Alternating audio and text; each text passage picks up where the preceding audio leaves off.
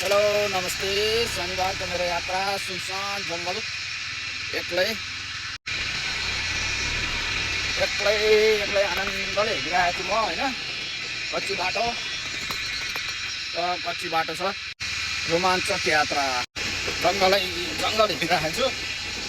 यस मजा आइरहेछ, चिसो मौसम, आनन्द, चिसो ठन्डी लगाइरहेछ।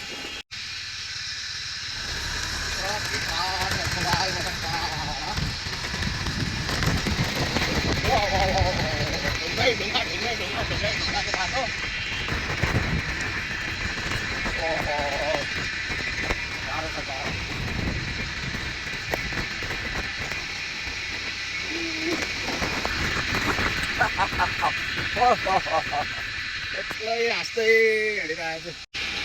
जस रमाइलो भइरहेको छ।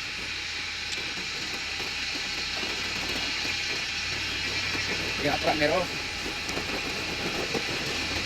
घरदेखि टाढा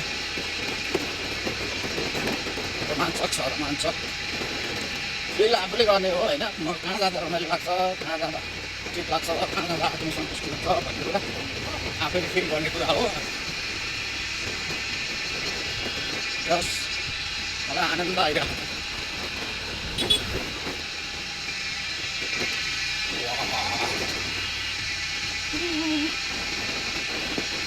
यस्तै ठाउँमा बेला बेलामा हिँड्न मजा लाग्छ मलाई।